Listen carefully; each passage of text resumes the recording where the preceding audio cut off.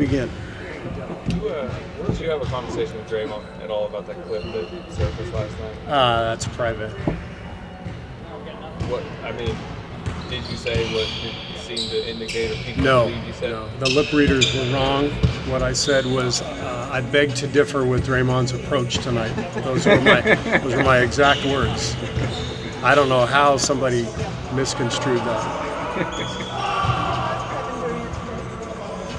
Kevin is okay. Day to day is what Rick is telling me. So he's in the training room right now, getting some work done. So day to day. You expect them all to play Wednesday? Day to day. How's the collective mood of the team? Frustrated. Frustrated with our play, with our ourselves, just our approach. So we all feel it. Is it especially frustrating that game followed a really good game? Yeah, I think that's fair to say. I think the Denver game was a better indicator of what we're capable of, and then to so quickly get off track. One game later, that's very frustrating, and that's something we've got to correct. We've got to build some momentum. We've got to build better habits. We've got to stay connected emotionally, and it's the only way it can work. You don't want to get in private conversation with Draymond in a good frame of mind? Again, that's private. Just from your standpoint, was that just garden variety frustrations for you? I mean, it's 2019. It's, George Orwell was right. He just had the year wrong. He wrote 1984. I think the title should have been like 2012 or so. It's modern life. Everything's recorded. Everything is filmed. I've decided I'm now going to get a giant laminated board with all of my play calls, and I'm going to turn into an NFL coach from here on out. Well, you made that point on the radio the other day that it's hard for the players because of all this stuff. Yeah, it's a different world. It's a different world. So you just you gotta figure out how to survive and thrive in the modern way of life. And one way of doing it is not really concerning yourself with stuff that doesn't matter. I know last year the issue with kind of complacency and injuries and on-court stuff. Has there been more off-court maintenance this season than before? I think this year actually reminds me a lot of last year. I think it's similar. I think, and if you look historically at any team trying to win, multiple titles in a row, get to the finals year after year, there's a different vibe, and as you go, the journey gets harder, and there's more adversity, and we saw it at the end of last year quite a bit. We were able to pull things together and win the title. We're seeing plenty of adversity this year, and I tell the players every year, there's a reason you pour champagne on each other when it's all said and done, because it is hard. It is a difficult thing that we're trying to accomplish, and it just it gets more difficult as you go, just based on circumstances. So we've got our work cut out for us, but we're still confident because of our track record, because of the banners that we've hung. We're very confident that we can do this again, but it's not easy.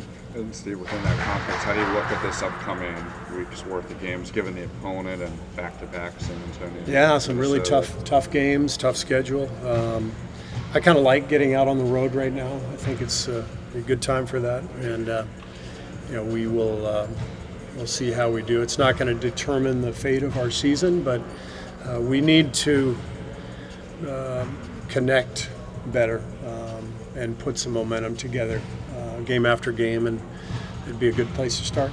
You like being on the road just because of the quality time you guys have together? Just the time together and camaraderie, and so I think it'll be a good chance for us to pull together.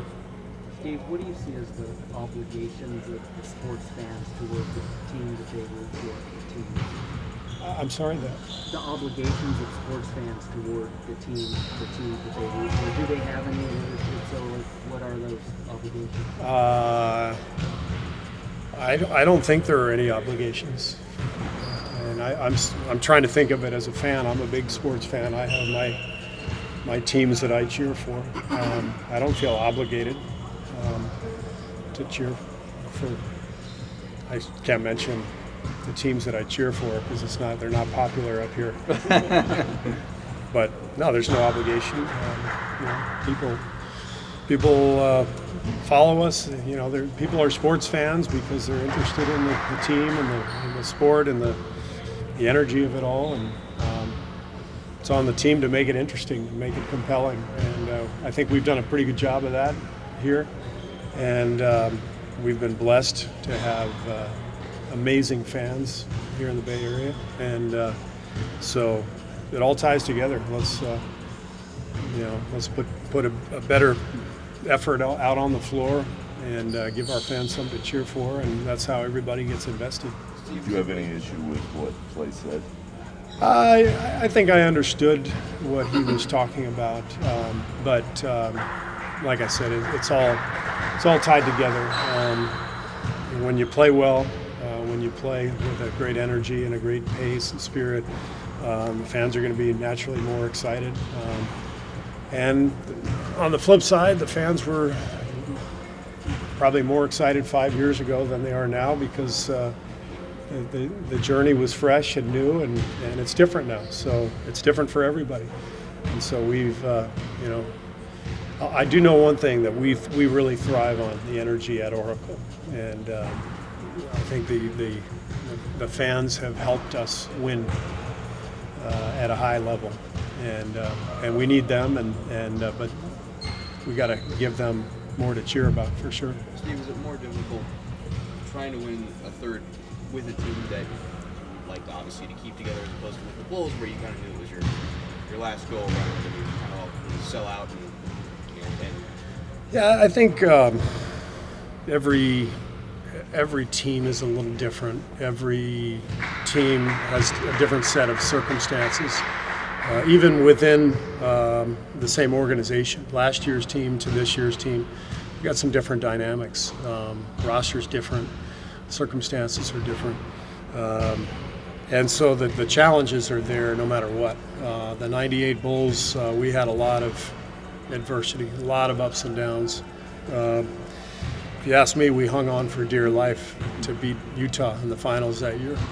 Scottie Pippen's riding a bike during the Game 6 in the hallway at the Delta Center because his back's seized up, and we're down 17 or whatever in the second quarter, and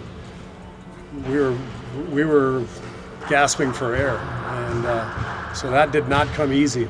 And I go back to that line, it's the reason you pour the champagne on each other. It's, man, is it difficult, and it takes a tremendous amount of energy, physically and emotionally, to stay connected, to put forth the effort and the energy that it takes to achieve your goal, and it just gets harder each year. Because it was so difficult, did it make winning even more satisfying? Yeah. It's when you go through the difficulty, it makes things that much sweeter at the end, and so it's not just the idea of getting a ring, hanging a banner. It's the memory of all that went into it. You put a lot of effort in to achieve that, and it's a lot more than what a ring or a banner signifies. It's what you had to endure, what you had to put forth, what you had to sacrifice, what you had to give of yourself and submit of yourself to the team. All those things come into play, and when you're able to do it, that's why it is incredibly gratifying, but it's also why it's incredibly rare, because it's a hard thing to do. Katie was kind of caught in an unguarded moment. Who was? Katie in the tunnel saying, basically, absolutely, he's tired of not playing championship basketball consistently. Is that kind of your sentiment? Like, you need to play a little bit more consistently, more engaged? To get to that? Yeah, I think we all of our players and coaches know we've got to be more consistent. But again, modern life, if you don't think those words have been uttered by every team in the history of basketball, you're mistaken. It's just that everything's on camera and lip read, even when it's the wrong interpretation. What are you seeing with Steph? I mean, I think his numbers have been down for about a month now. Yeah. I think when the group is affected, everybody's affected. When the group is disconnected a little bit, it takes away our team's energy, and when our team's energy is lagging, I think that affects Steph for sure. He's a guy who thrives on tempo and feel and pace, and things have just felt different lately. So I think as we do a better job connecting, I think you'll see Steph's play improve as well. That's probably a blanket statement over it, and he's Steph Curry. I mean, he's gonna have some huge games no matter what happens. He's in a little bit of a rut right now, but it happens to everybody. Steve, what did you guys get today get what you need, and why did you think today was a good day for you? I didn't think we were going to learn anything from watching tape or practicing. So that's it's my job to assess that. He's tired at all, Steph? What's that? You think Steph's tired at all? I don't think so. I don't think he's tired. I think he's fine. I just think we haven't played well. We haven't had the right mix, the right energy. So I think that affects everybody, and maybe it's affecting Steph a little bit right now. But again, every player ever to play has little ruts where things don't go their way, and then the great players like Steph find a way to bounce back, and you forget about it a few days later. The energy on last night, at the beginning of the game, was like the energy against Denver on Friday. Yeah. Was there a moment? Can you pinpoint when it turned? I mean, where it went wrong? That's what made last night feel a little different. We did have a good game going, and then things went south. I think we need to stop looking at the officials. We're complaining too much to the referees, and we're expending too much energy arguing with the refs instead of just playing. And I don't think that helped last night. So we're putting energy where it shouldn't be. We need to put it where it needs to be. You mentioned last night that in terms of your rotation, especially at the beginning of the second and fourth quarters, that maybe some adjustments there. That's something that you still consider? Yeah. And when I say adjustments, it doesn't necessarily mean a lineup change. It could mean a strategic change. So that's all stuff that we're going to look at and try to figure out. How important is Steph's voice as a leader in that locker room right now? I mean, he had some pretty insightful things to say last night, and just him unifying this group right now. Everybody's important. Every player has a leadership stake in the team. So I'm not going to tell you that Steph's voice is more important than anybody else's.